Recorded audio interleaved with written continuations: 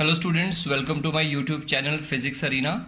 और आज हम डिस्कस करेंगे कुछ problems on mutual induction and self induction. तो चलिए बच्चों स्टार्ट करते हैं इसके ऊपर। हमारे पास जो पहली प्रॉब्लम है उसमें है ये लिखा हुआ है, a solenoid of length 50 centimetre of with 20 turns per centimetre, area of cross section 40 completely surrounds another coaxial solenoid।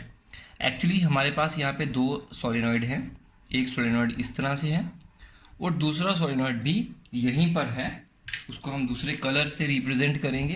तो मान लीजिए दूसरा सोलेनॉइड इस तरह से है, दोनों कोएक्सियली एक दूसरे को सराउंड कर रहे हैं।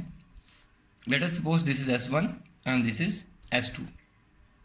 दोनों के नंबर ऑफ टर्न्स हमें दिए हुए हैं। तो देखिए जो पहला सॉलिनॉइड है उसकी जो लेंथ है वो 50 सेंटीमीटर है। 50 सेंटीमीटर का मतलब हुआ 0.5 मीटर। और इसके अंदर जो नंबर ऑफ टर्न्स हैं per centimetre, that is small n, that is equal to 20 turns per centimetre. तो अगर 1 सेंटीमीटर में 20 टर्न है तो बच्चों 100 सेंटीमीटर में कितने टर्न्स होंगे, ये कैसे कैलकुलेट करेंगे? तो ये हमारे पास जिसके सबसे पहले हम इसमें टोटल टर्न्स देख लेते हैं कितने होंगे।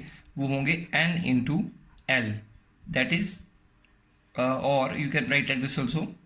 इसके टोटल टर्न्स कितने होंगे? टोटल टर्न्स जो होंगे that is n equal to n1 into L, that is number of turns per centimetre कितने हैं 20। तो 20 टर्न्स हैं पर सेंटीमीटर, मल्टीप्लाई कितने सेंटीमीटर की लेंथ है 50। तो 50 से मल्टीप्लाई करो तो क्या आएगा आपके पास 1000। तो वो जो टोटल टर्न्स कितने हैं 1000 है। उसके बाद इसका क्रॉस सेक्शनल एरिया कितना है पहले सोलेनॉइड का, that is given again 40 centimetre square. तो आप इसको कन्वर्ट करके लिख सकते हैं, that is 40 into 10 power -4 metre square. ये तीनों की जो है स्पेसिफिकेशन आ गई। इसके बाद जो दूसरा वाला सोलेनॉइड है इंदर वाला, इसकी जो लेंथ है इसकी भी कितनी है 50 सेंटीमीटर, दैट इज़ 0.5 मीटर। उसके बाद इसमें नंबर ऑफ टर्न्स कितने हैं per unit length, that is again given 25 centimetre.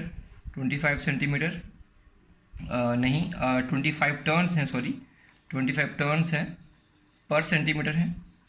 Okay इसके बाद टोटल टर्न्स कितने आएंगे इसके अंदर?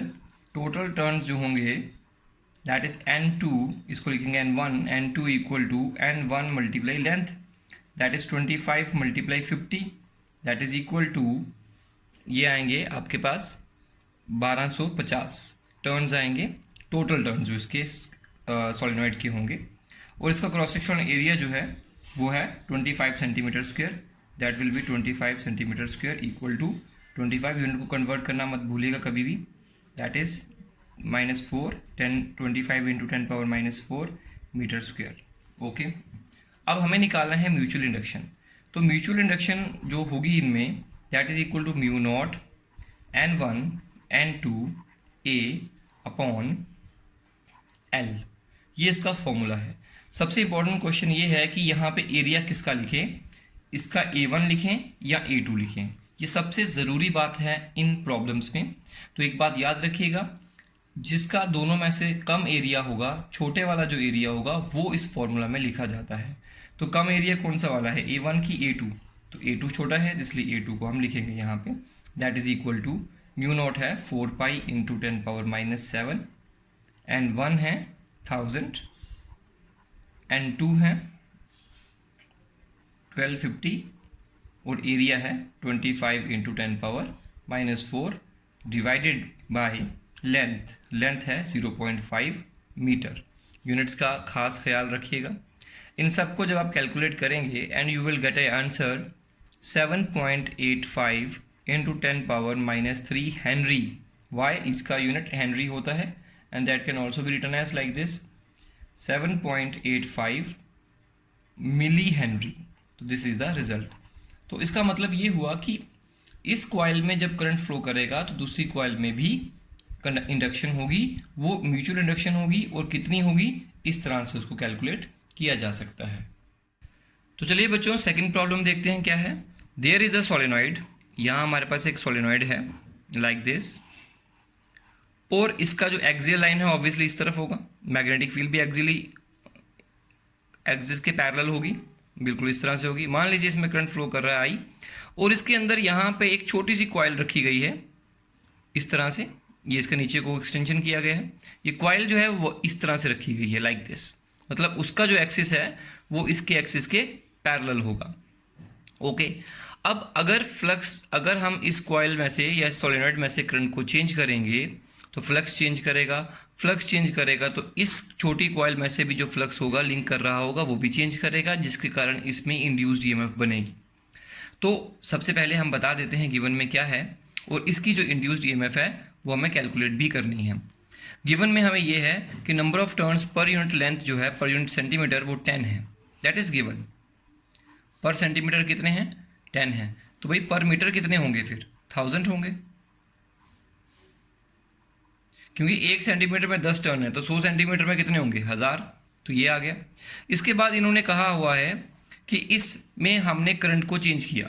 करंट को चेंज कितना किया? 1 एम्पेयर चेंज किया। मान लो 2 एम्पेयर पहले था, बाद में उसको 1 एम्पेयर कर दिया। और कितने टाइम में ये चेंज किया? Change in time is 0.1 second, ये इन्होंने बताया। अब कह रहे हैं कि जब इसमें करंट चेंज करेगा तो मैग्नेटिक फील्ड चेंज करेगी, तो फ्लक्स चेंज करेगा इसमें से, तो ईएमएफ कितनी बनेगी? क्योंकि फ्लक्स चेंज करने से ईएमएफ बनती है। तो देखिए, सबसे पहले हम मैग्नेटिक फील्ड देखते हैं कितनी होती है इस सॉलिनॉइड के अंदर, तो mu naught N into I.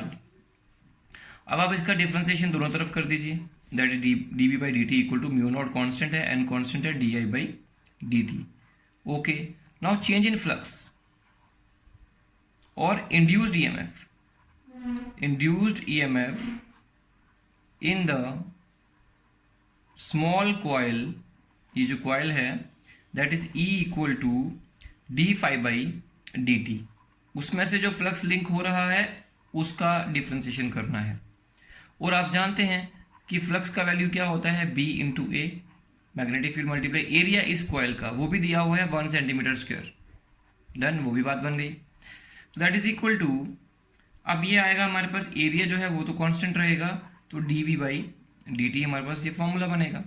And that is equal to, area है हमारा 1 into 10 power minus 4 multiply magnetic field का जो ये है mu naught n i d I by D t. तो म्यू नॉट का वैल्यू है 4 पाई इंटू 10 पावर माइनस 7, एन का वैल्यू है 1000 और डी आई का वैल्यू है 1 और 0.1। इन सब का जब आप कैलकुलेशन करेंगे and you will come to know that's value is 12.56 into 10 power minus 7 volt. तो this is the induced EMF in the small coil. बच्चों, ये क्वेश्चन बहुत ही इंपॉर्टेंट है, इसको अच्छे से समझ लीजिएगा। इस तरह के बहुत सारे क्वेश्चंस और भी मिल जाते हैं, उनको भी आपको प्रैक्टिस करना है।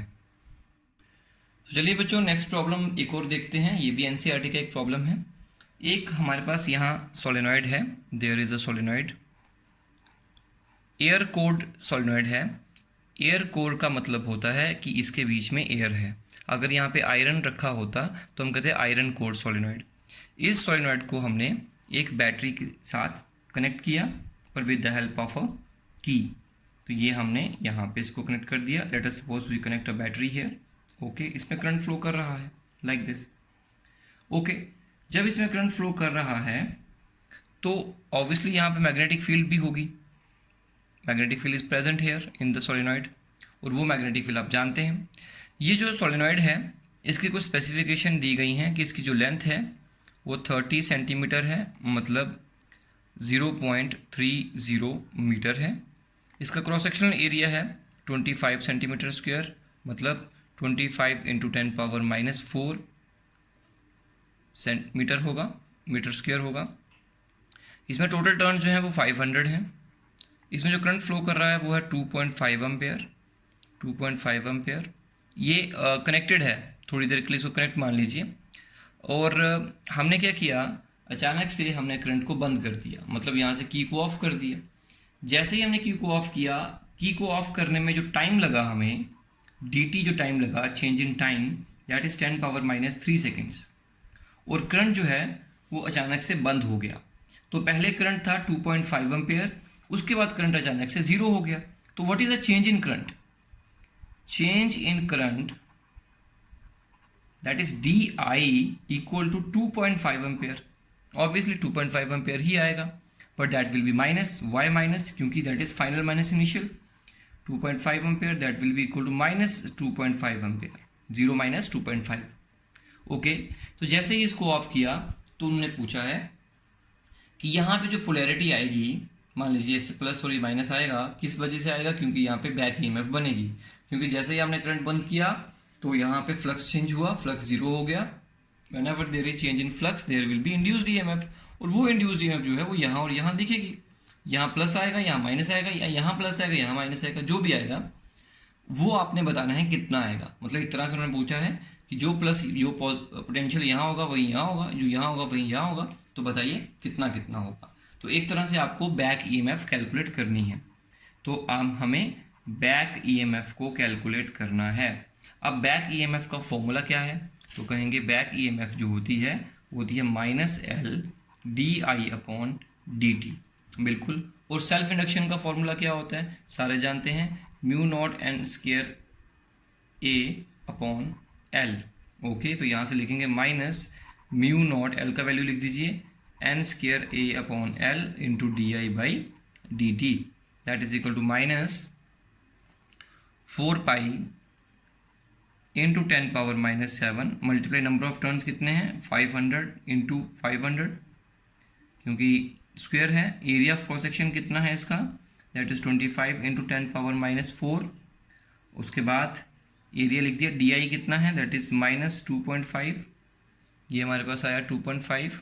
उसके बाद डिवाइडेड बाई यहाँ पे डी टी है, एल कितना है, एल दिया हुआ है 0.30, मल्टीप्लाई यहाँ से हमारे पास वैल्यू जो आएगी that is 10 power minus 3, that is time, and it comes out to be, इसका जो वैल्यू रहेगा that will be 6.542 volt. This is the back EMF produce across the ends of the key, या open switch. ये open switch है एक तरह का, इसके क्रॉस इतना पोटेंशियल डिफरेंस बनेगा।